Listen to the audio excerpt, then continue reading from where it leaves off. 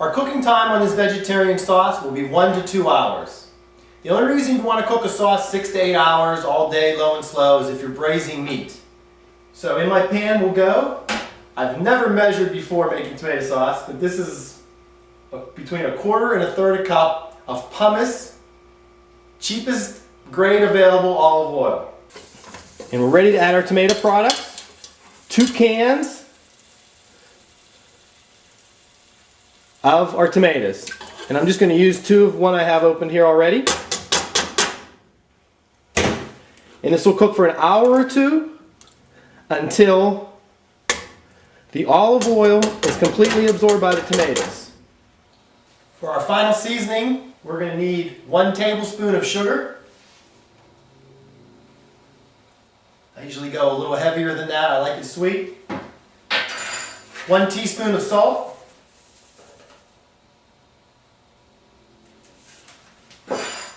About 1/2 teaspoon of dry oregano. This stuff can be strong. 1/2 teaspoon of ground black pepper. More if you like. And I like just a pinch of cayenne pepper in mine. Just so they know who they're dealing with. Today I'm going to show you how to make a bread starter. It's pretty simple. 1 cup of water,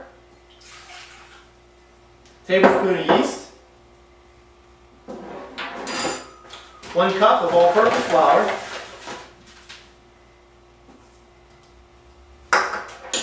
and just mix this. It's going to be a pourable consistency. Let this sit out for 3 to 5 days. And your starter's ready. Really not much to it.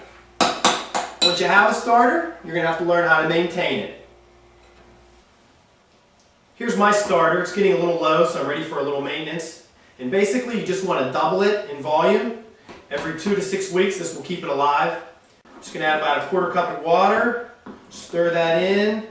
Maybe 1/4 cup of flour. And again, this is not going to be the consistency of a dough, but more of a very wet dough, a pourable dough. And just stir it up until it's combined, and that's all there is to it. You're going to want to store this in your refrigerator loosely covered because gases will be forming. Your fresh flour has sugars in it. They're going to act as food for the yeast. Keep it alive, keep it going. It's been a couple hours now and our dough has clearly doubled. No crust. So all I have to do now is punch it down, put it in an oversized container, and stick it in my fridge where it's going to rise a second time because of carryover. And then I'm going to have pizza dough for 7 to 10 days. Now here's a couple dough balls I made 3 days ago. I've punched them down a few times. They proofed overnight in the refrigerator even more. That yeast just wants to keep on working, and that's what we're looking for.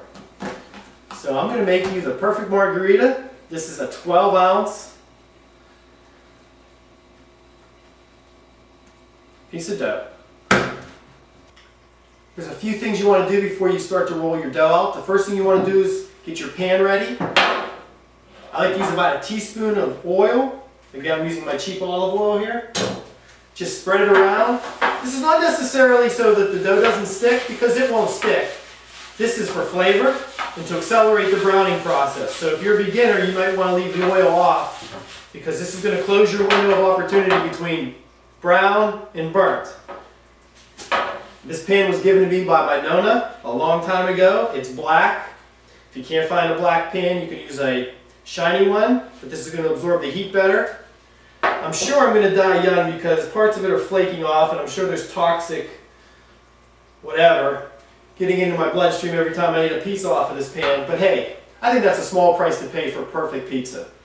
Another thing you're going to want to do is crack a beer, because stretching dough out this thin takes a while, because you got to stretch it, let it relax, stretch it, let it relax. So there's no reason why you shouldn't relax. And I found if you're going to roll it out as a triangle, think like a triangle, rectangle, think like a rectangle, circle. Think like a serpent. Here you can see I'm just starting to roll it out. Going to want to flour the surface as needed. Keep it from sticking. I'm rolling it out for about 5 minutes now. Need to add a little bit of flour as you go. It's starting to get thin. It's just about the size I want. It's getting very difficult to handle now because it is so thin.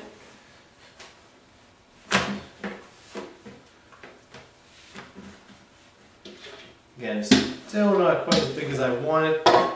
That should do it. Now it's time to get it on the pan. And it looks like it's a little big for the pan, and that's good because it's going to continue to relax now. And I'm going to get it to fit perfectly in this pan. As you can see, most of the oil has been absorbed into the tomatoes. There's a little bit around the edges still not quite absorbed, but the tomatoes are cooked for all practical purposes. The sauce is done, I can shut it off. For this 11.5 by 17.5 pan, I'm going to need about 6 ounces of sauce. This is a 6-ounce ladle.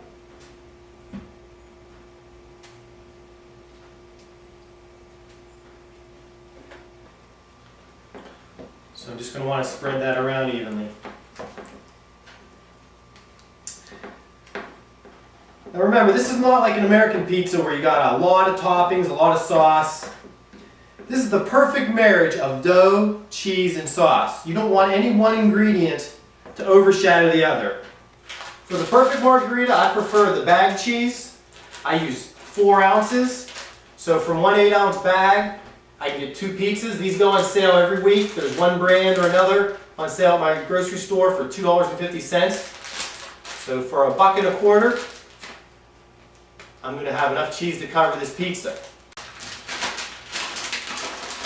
This is about 5 ounces in this bag, so I'm not going to need all of it.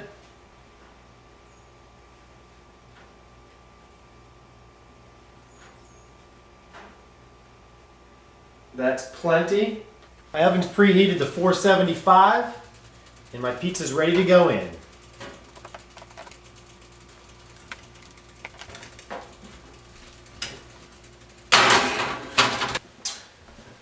Okay, it's been 9 minutes. Let's take a look. Look at the bottom. Nicely browned. Just going to give it 1 more minute. All that there's left to do is transfer it to a cutting board.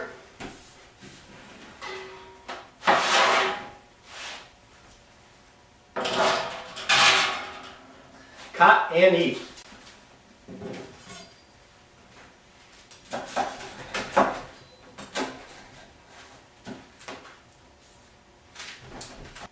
Now, I dare you to do that with your home delivered pizza.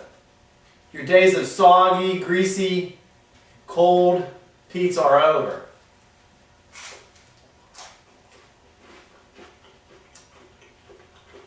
You hear that crunch? It's crunchy, it's chewy, and it has what Mario Batali describes as a tear texture. It's absolutely perfect. Well, thank you for joining me today. This was a very special day for me. This is my second favorite dish. It's one I hold very near and dear to my heart.